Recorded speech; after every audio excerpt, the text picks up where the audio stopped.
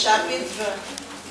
C'est le verset 15, la deuxième partie, qui nous dit: ne craignez point et ne vous effrayez point devant cette multitude nombreuse, car ce ne sera pas vous qui combattrez, ce sera Dieu.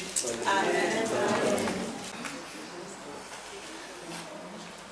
Ce matin, nous voulons remercier l'Éternel pour tous ses bienfaits. J'ai fouillé quelques statistiques et j'ai vu quelques réponses que notre monde va effectivement mal. J'ai fouillé sur Internet, on me dit que le cancer, il y a environ par an 8 millions de personnes atteintes de cancer. Et chaque année, il y a 12 millions de nouveaux cas. Du sida, on dit qu'il y a environ 35 millions chaque année et 3 millions par an en meurent. La tuberculose, on atteint 5 millions de personnes par an. Et dans les 5 millions, il y a 2 millions qui en meurent par an également. Le paludisme, 225 millions et 1,3 million de morts par an. La pneumonie tue par an environ 2 millions de personnes. Dans les années 1918 à 1919, celle que nous avons appelée la grippe espagnole a fait environ, les statistiques, environ 100 millions de morts. Juste en 1918 et à 1919. Et nous, très près, on nous parle d'Ebola qui sévit également. Ce n'est pas une vue de l'esprit, ce n'est pas une fatalité, ce n'est pas quelque chose que nous devons prendre à la légère. D'ailleurs, aujourd'hui, le président de la conférence générale a demandé que cela soit encore une journée de prière. Nous devons prendre cela très au sérieux.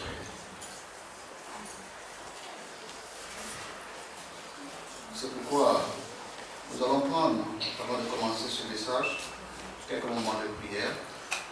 On va aller deux à deux, demander à Dieu de nous aider, alors que cette maladie, les gens parlent de 4000 morts en Afrique de l'Ouest.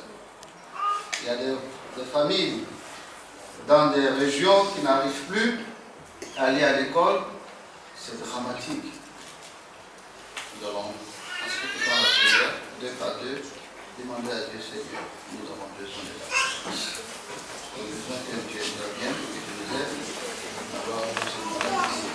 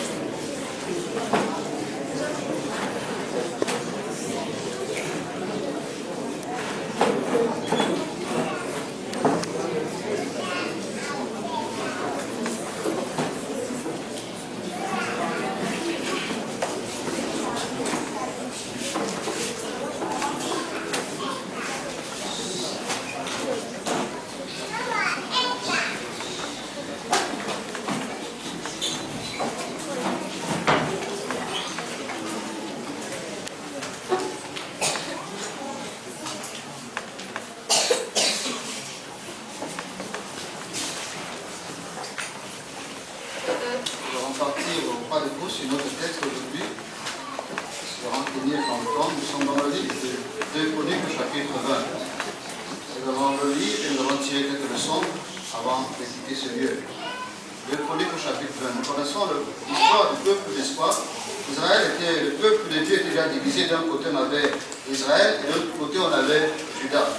Et dans ce royaume-là de Juda, on a un roi qui est là, qui s'appelle Josaphat. Nous sommes au chapitre 20 de 2 Chroniques.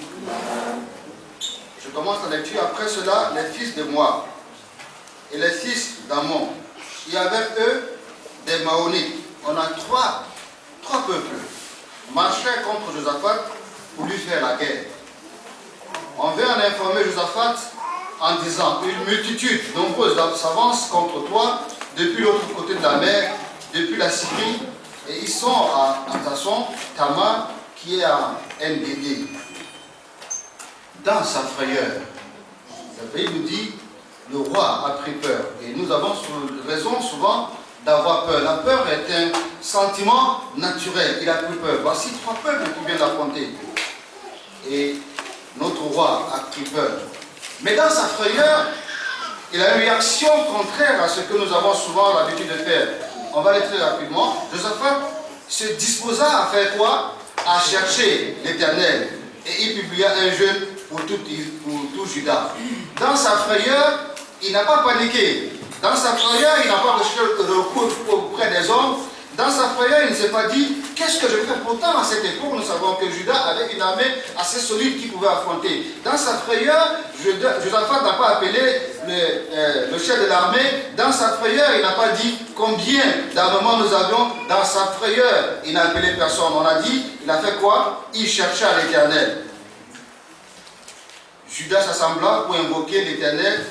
Et l'on vint de toutes les villes de Juda pour faire quoi? Chercher l'Éternel. Lorsque nous avions des situations difficiles, lorsque nous nous rassemblons, qu'est-ce que nous recherchons? Est-ce que nous recherchons l'Éternel? Qu'est-ce qui fait l'objet de nos conversations, de nos communications, de nos échanges? Lorsqu'il y a la frayeur, lorsqu'il y a un danger à l'horizon, comment nous comportons-nous? Josaphat se présentant au milieu de l'assemblée de Juda et de Jérusalem, dans la maison de l'Éternel, devant le nouveau paradis. Il allait où? Dans la maison de l'Éternel. Lorsque les choses deviennent compliquées et difficiles, il est bon d'aller dans la maison de l'Éternel.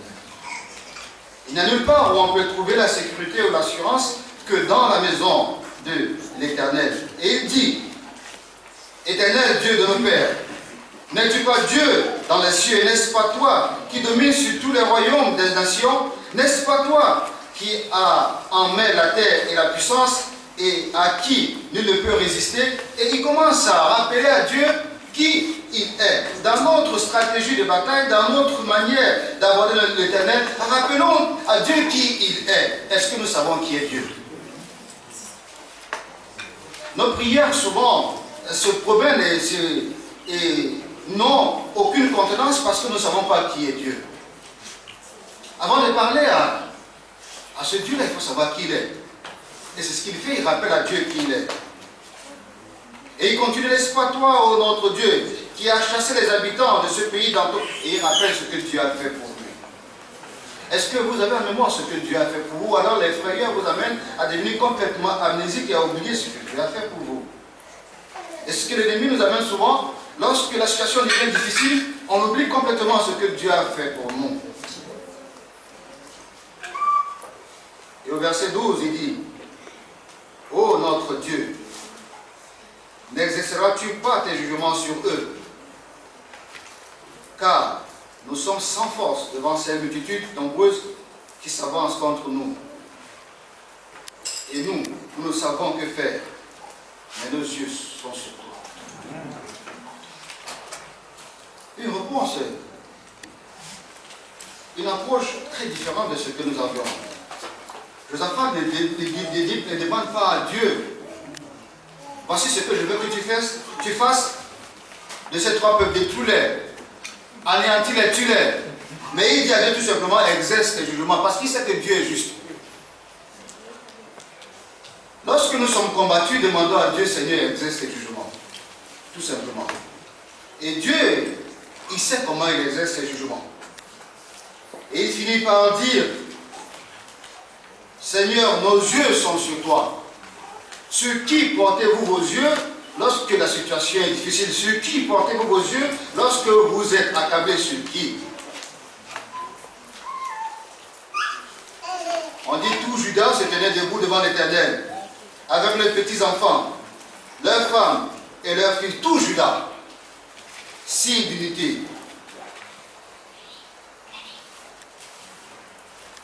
Et je continue par ce mouvement d'unité au verset 18.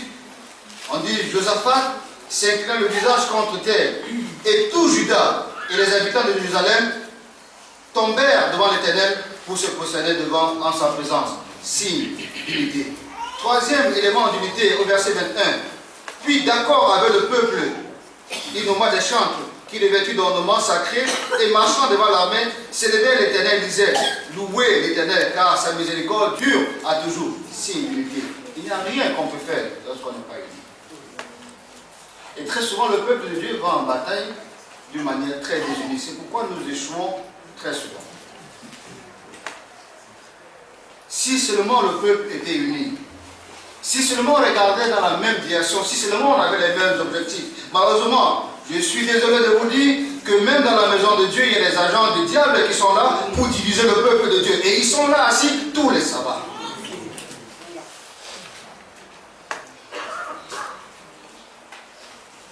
Ils viennent comme pour participer au culte d'adoration.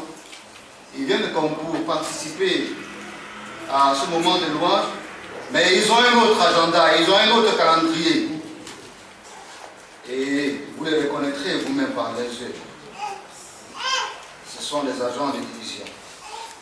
Et ils sèment la division ci et là, sans jamais s'inquiéter des conséquences qu'ils font. Sur toi, alors Dieu, on donne l'autorisation à Dieu d'agir. Est-ce que nous donnons souvent l'autorisation à Dieu d'agir dans nos vies? Disons à Dieu, Seigneur, je te donne autorité totale sur ma vie.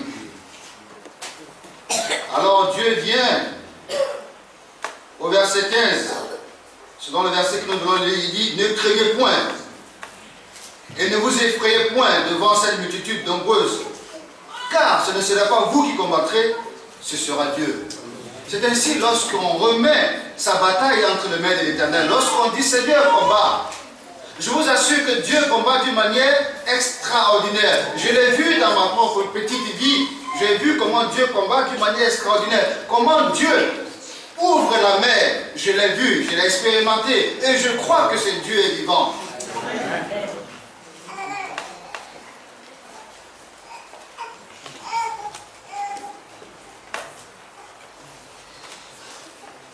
Et la seule stratégie que Dieu donne au peuple, c'est d'aller chanter. Vous vous souvenez encore une fois où Dieu donne une instruction au peuple d'aller chanter tout simplement. Et les murs de Jéricho sont tombés parce que le peuple avait tout simplement chanté. Voici une deuxième illustration où les gens vont en bataille avec malgré qu'ils aient une armée puissante, mais ils vont encore chanter. Et Dieu dit chanter tout simplement. Et ils vont chanter, et le résultat est extraordinaire compte tenu du temps. Nous voyons le résultat. Le peuple est complètement, l'ennemi est complètement défait. Et la victoire revient au peuple de l'Éternel. Et nous voyons cela au verset 25. Josaphat et son peuple allèrent prendre leurs dépouilles. Ils trouvèrent parmi les cadavres d'abondantes richesses et des objets précieux. Et ils en enlevèrent tant qu'ils ne purent tout emporter. Il y eut 3 jours au pillage du butin, car il était considérable. C'est comme ça la bénédiction de Dieu, elle l'a fait sur d'aucun regret. Quand Dieu te bénit, il bénit véritablement. Et il donne en plus ce que nous appelons d'une manière vulgaire le boisson. L'objectif était de défaire tout simplement l'ennemi, pour que l'ennemi ne s'attaque pas. Mais en plus de la défaite de l'ennemi, Dieu lui donne encore de la richesse. Voici notre Dieu. Lorsqu'il donne la possibilité d'agir, lorsqu'on lui dit Seigneur agis, voici comment Dieu agit. Et Dieu veut le faire dans la vie de chacun de nous. Il veut agir ainsi parce qu'il nous aime. Quelques leçons que je tire de ce texte très rapidement, je tire 3 leçons. La première que je vais tirer, le plan de Dieu n'a pas besoin d'arrangement. Nous voulons souvent aider Dieu dans nos plans, dans les plans. Mais Dieu n'a pas besoin d'arrangement. Il est Dieu, il est souverain, il sait et il nous amène. Et je crois, et il dit dans sa parole que tout concourt au bien de ceux qui l'aiment. Et je crois que tout concourt au bien de ceux qui aiment Dieu. Nous n'avons pas planifié que ma femme tombe malade. Nous avons passé des moments très difficiles durant la maladie de mon épouse ici. Il y a un moment où nous avons cru véritablement que ma femme allait partir. Parce que c'était difficile d'évaluer parce que peut-être que c'est une faiblesse, mais je ne suis pas un homme politique, un homme populaire pour que ma vie soit exposée. Elle est une vie banale et anonyme, je préfère qu'elle reste banale et anonyme. Mais ça a été des moments très pénibles. Et si le Dr Coublan était là, il aurait pu témoigner, il a compris. Lui qui l'a suivi, il savait dans quelle situation elle se trouve. Mais Dieu n'a pas. Il dit qu'il fait concourir tout pour le bien de ceux qui l'aiment. Et je crois que Dieu l'a fait concourir pour notre bien. Et plus tard, nous avons compris pourquoi il a fallu qu'elle tombasse malade. Deuxième élément de mon propos, la leçon que je tire, le zèle et l'effort ne remplacent pas l'obéissance. Si Josaphat s'était appuyé sur son armée, sur la force ou bien sur son zèle, il aurait échoué. Il a tout simplement obéi. L'obéissance. Et je voudrais également terminer par tirer cette leçon pour les dirigeants de l'Église. Le premier devoir des dirigeants de l'Église de Dieu est de montrer quel est le plan du Seigneur. C'est ce que Josaphat a fait. Il a montré au peuple, voici le plan de Dieu. Est-ce qu'en tant que dirigeant de l'Église, j'ai une connexion spéciale avec Dieu, au point où je peux montrer au peuple de Dieu, voici le plan de Dieu.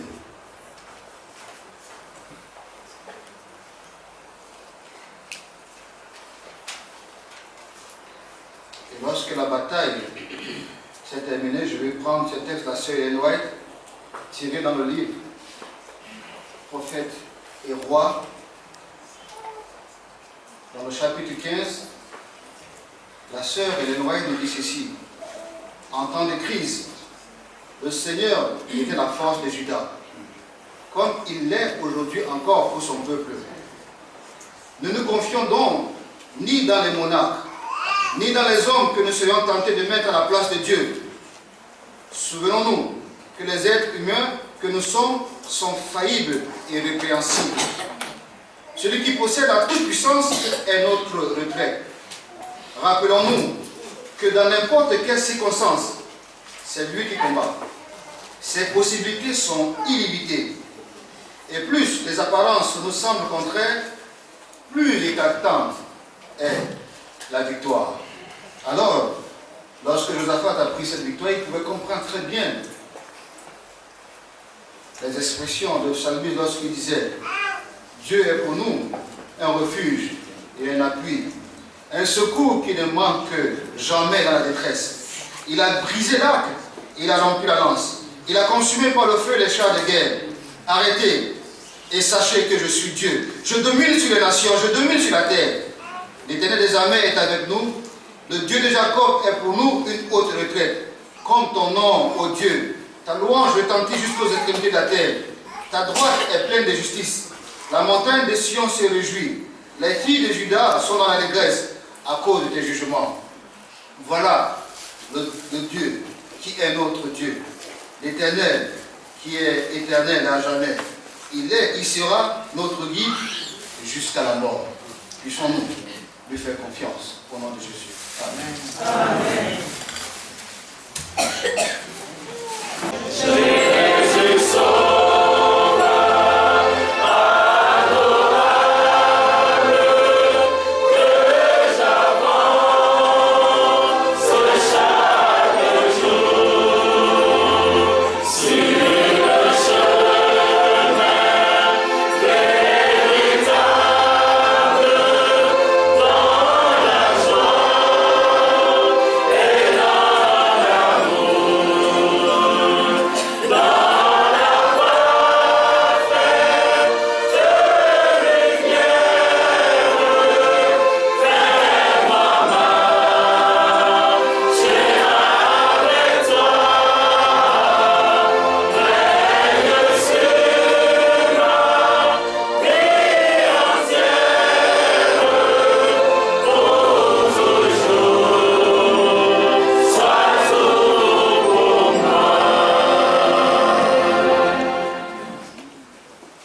Éternel notre Dieu, nous voudrons encore te dire merci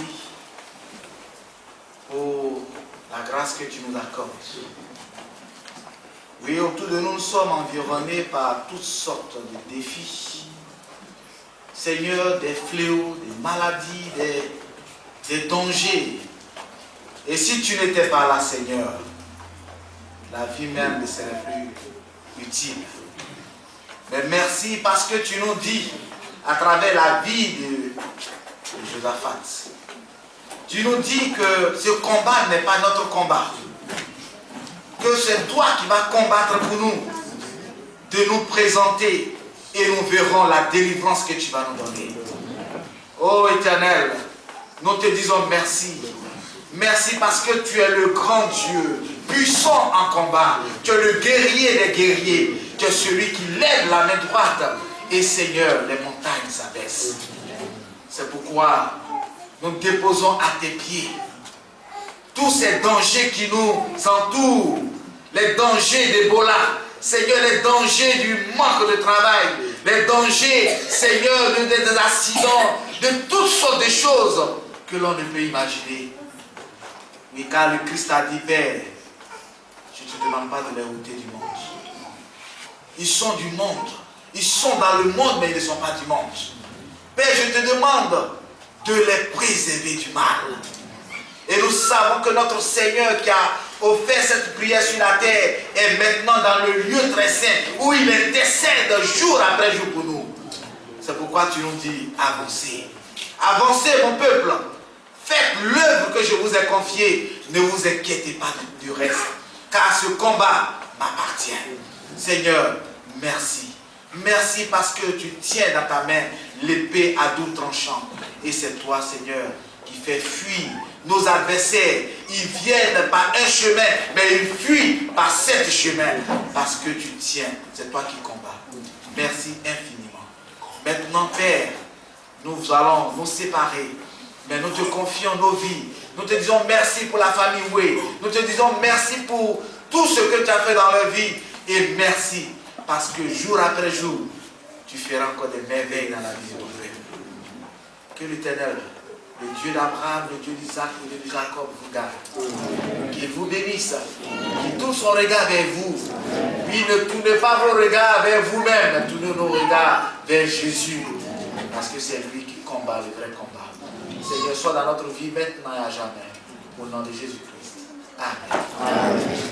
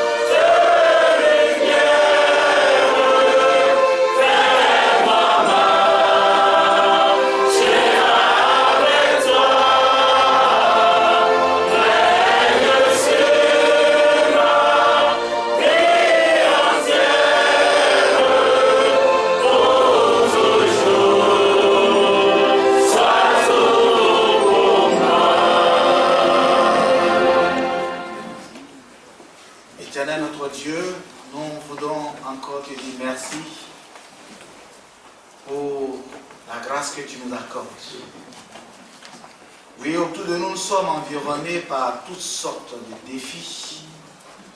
Seigneur, des fléaux, des maladies, des dangers. Et si tu n'étais pas là, Seigneur, la vie même ne serait plus utile. Mais merci parce que tu nous dis, à travers la vie de Josaphat, tu nous dis que ce combat n'est pas notre combat. Que c'est toi qui vas combattre pour nous. De nous présenter et nous verrons la délivrance que tu vas nous donner. Oh Éternel, nous te disons merci. Merci parce que tu es le grand Dieu, puissant en combat. Tu es le guerrier des guerriers. Tu es celui qui lève la main droite. Et Seigneur, les montagnes s'abaissent. C'est pourquoi nous déposons à tes pieds tous ces dangers qui nous entourent, les dangers d'Ebola, Seigneur, les dangers du manque de travail, les dangers, Seigneur, des accidents, de toutes sortes de choses que l'on ne peut imaginer. Mais car le Christ a dit, Père, je ne te demande pas de les ôter du monde. Ils sont du monde. Ils sont dans le monde, mais ils ne sont pas du monde. Père, je te demande de les préserver du mal. Et nous savons que notre Seigneur qui a offert cette prière sur la terre est maintenant dans le lieu très saint où il intercède jour après jour pour nous. C'est pourquoi tu nous dis, avancez. Avancez mon peuple. Faites l'œuvre que je vous ai confiée. Ne vous inquiétez pas du reste. Car ce combat m'appartient. Seigneur, merci. Merci parce que tu tiens dans ta main l'épée à double tranchant. Et c'est toi, Seigneur, qui fais fuir nos adversaires. Ils viennent par un chemin, mais ils fuient par 7 chemins. Parce que tu tiens, c'est toi qui combats. Merci infiniment. Maintenant, Père, nous allons nous séparer. Mais nous te confions nos vies. Nous te disons merci pour la famille Way. Nous te disons merci pour tout ce que tu as fait dans leur vie. Et merci parce que jour après jour, tu feras encore des merveilles dans la vie de ton peuple. Que l'Éternel, le Dieu d'Abraham, le Dieu d'Isaac, le Dieu de Jacob vous garde. Qu'il vous bénisse. Qu'il tourne son regard vers vous. Puis ne tournez pas vos regards vers vous-même. Tournez nos regards vers Jésus. Parce que c'est lui qui combat le vrai combat. Seigneur, sois dans notre vie maintenant et à jamais. Au nom de Jésus-Christ. Amen. Amen.